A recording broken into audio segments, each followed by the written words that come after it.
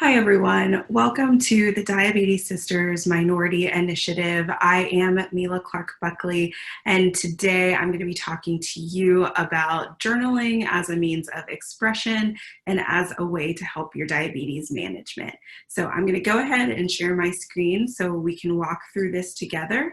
And I'm just going to give you a little bit of information about just journaling in general and how it can be helpful to what you're doing with your diabetes management. So I wanted to let you know that Diabetes Sisters understands that our needs for education and encouragement continue as we shelter in place during this pandemic. We're grateful for the following sponsors committed as of June 1st, 2020 for supporting us in providing this session. The sponsors are Janssen, Merck, and NovoNordisk.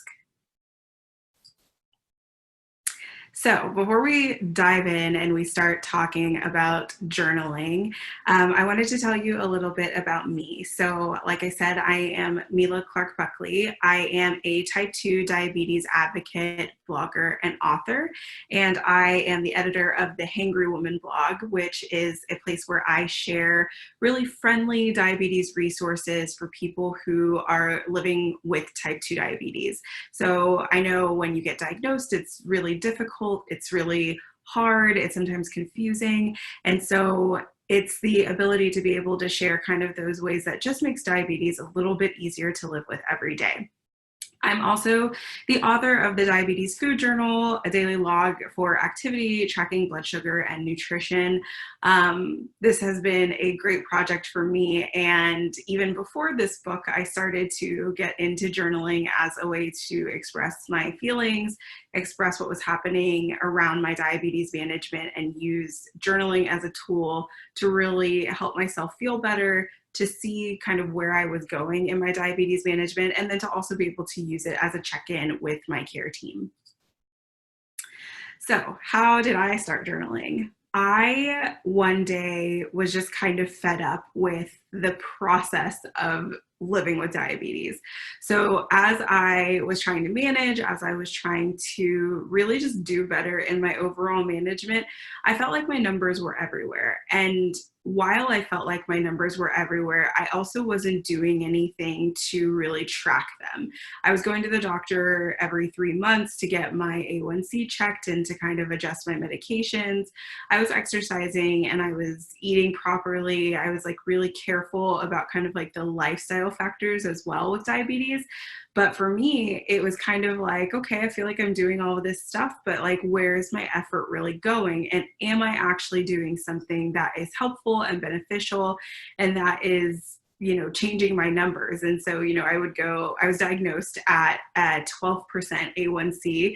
Then I went down to like 9 or 10, then back up to 11, then down to 7, then back up to 9. And, as it just kept going back and forth, I kept thinking like, what are the things that I'm doing that are really just like making this path up and down and this like big roller coaster for me?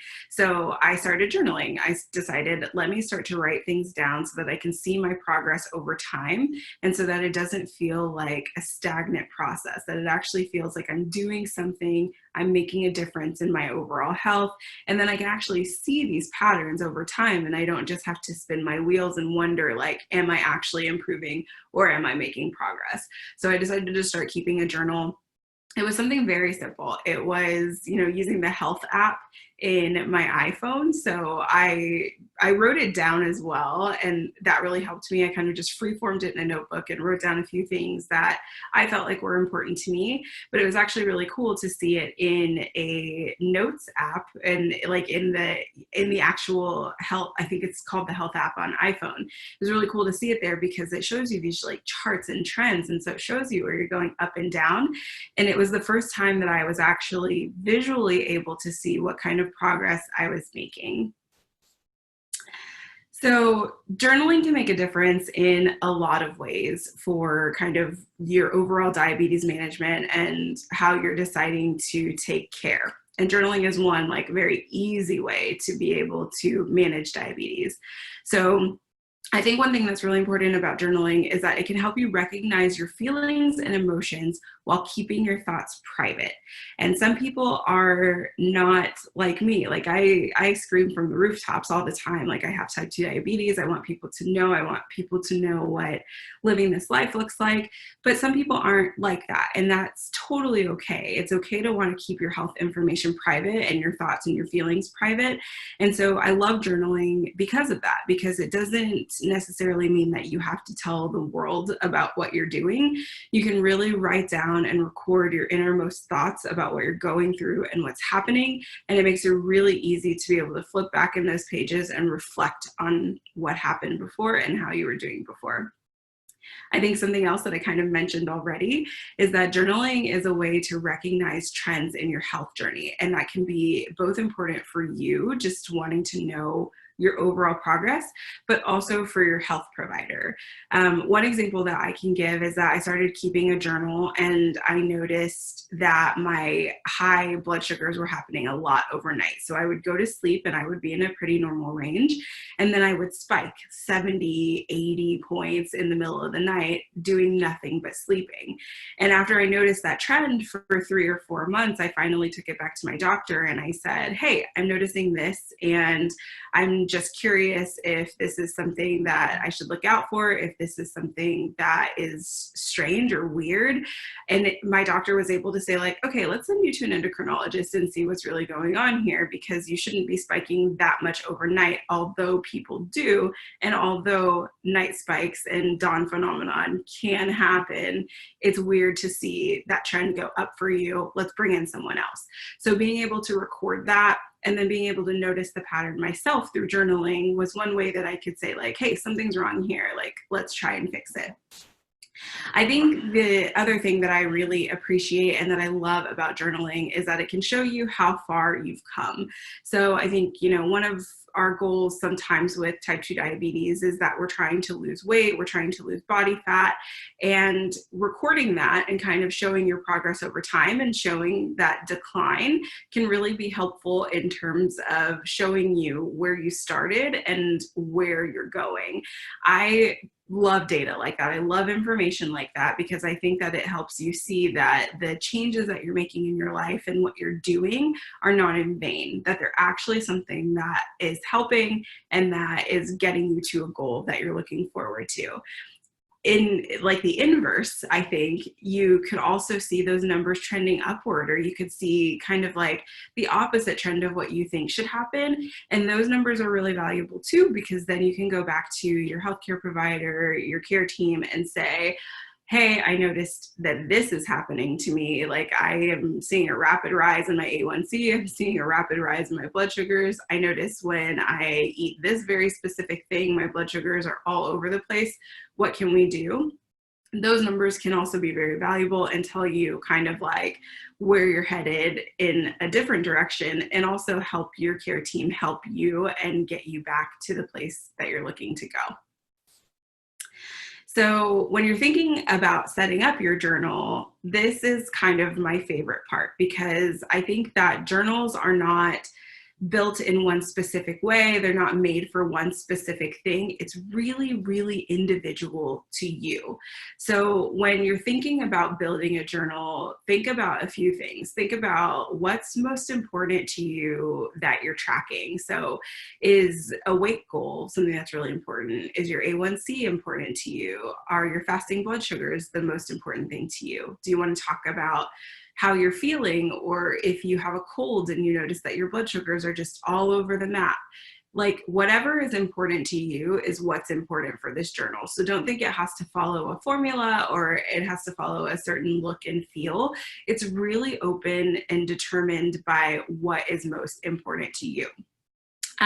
Think about your goals and how you want to meet them. So, when we think about setting goals, we want to think about like the timeliness of those goals. We want to think about if they're achievable goals. We want to think about if they're a goal that is something that you can keep up with and is something that your care team is looking at and asking for, and something that is overall important to you. So I think those are really important things to also include in your journaling. You want to be able to set the goals that you actually have. And then on the way, journaling is going to tell you what that progress looks like.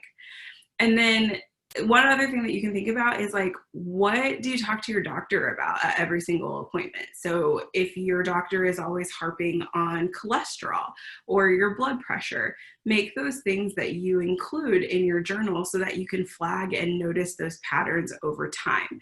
Those are incredibly helpful for your doctor, but they're also helpful for you to see what that progress looks like. So, again, just reiterating that a journal is not necessarily something that has to follow this like bulleted formula and it has to include these things. It can include the things that you want to include in them. And, for me, when I think about how I journal, I'm tracking blood sugar, I'm usually tracking blood pressure.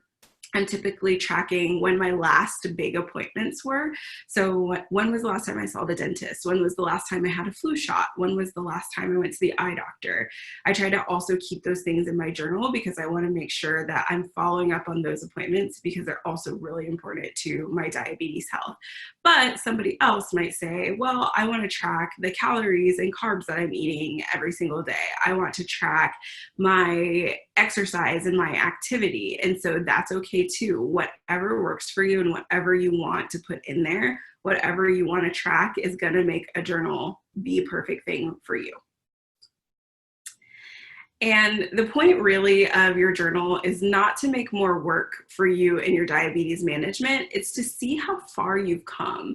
So you want to use those numbers in that like point of reflection to really kind of understand how you're doing and, don't make it a ton of work for yourself. Like if you are somebody who really loves your phone and it's easier for you to just record these things, like type them into your phone in a note or type them in, a health app, whatever, do that. Like, don't feel like you have to put it on pen and paper because you don't. Like, you can use it in the way that works best for you.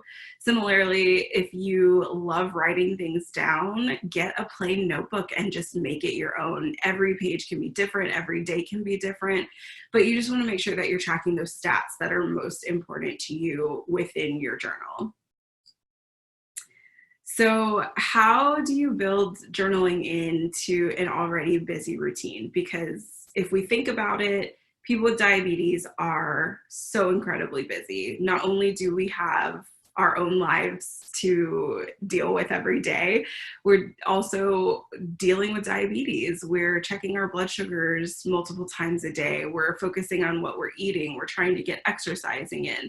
We also have to work. We may have to feed our families. Like there's so many different things that we already have to take care of. So how do you build a habit that you don't necessarily have already into an already busy routine? And for me, it really comes back to, these few things. It doesn't have to be perfect. It just has to work for you. So it doesn't have to be this like beautiful looking like pamphlet that, just like shines and is gorgeous. No, it could be a few pieces of paper that you scrawl your numbers on just to keep them in one place. It could be a little binder that you put together. It could be an app. It can be anything that you want, anything that makes you really want to keep practicing the habit of journaling and that encourages you to keep coming back to it.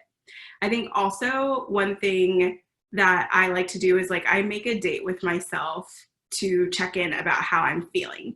So on my calendar every single day, I put like a 15-minute moment of reflection, and I might not get to it that day, and that's okay. But it's on my calendar as a reminder, like, hey, sit down, check in, think about your day, think about what went right, think about what went wrong, write those things down, and just reflect on like what you could do differently in the days that are coming up.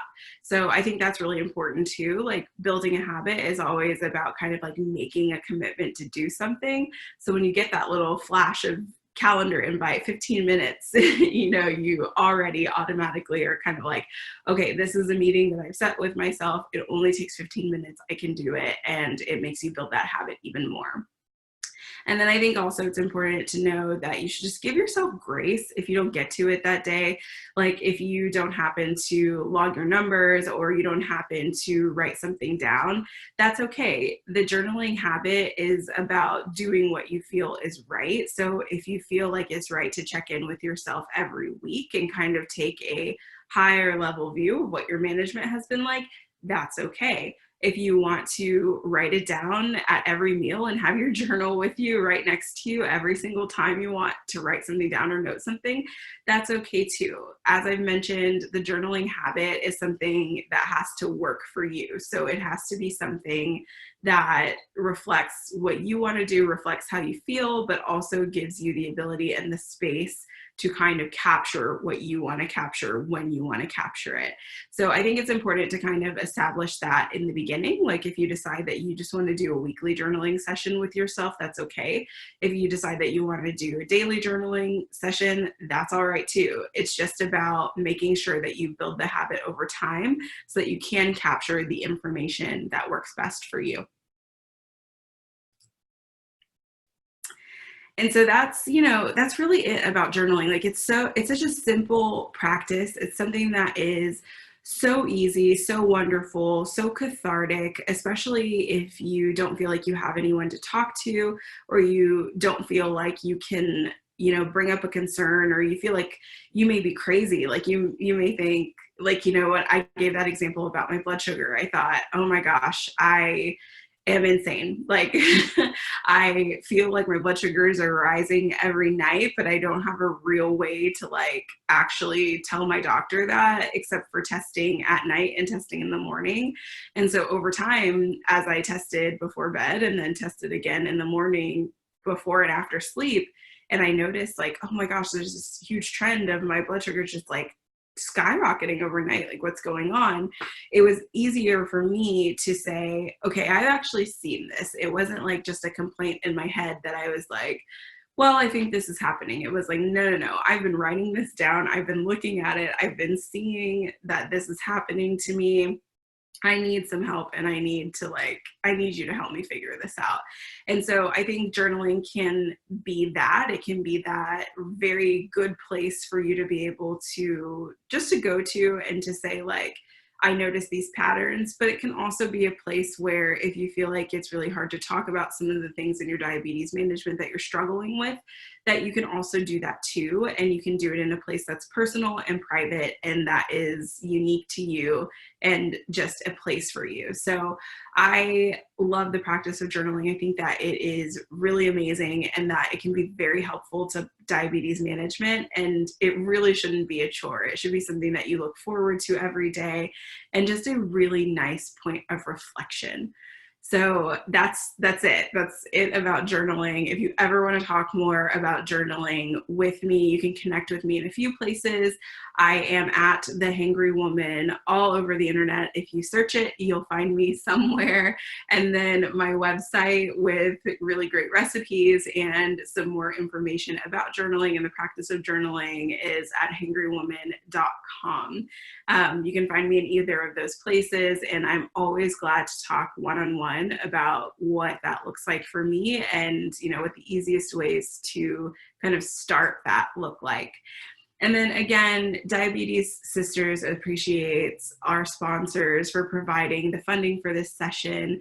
We wish you continued health and safety, and we'll see you at the next session. Stay well, everyone.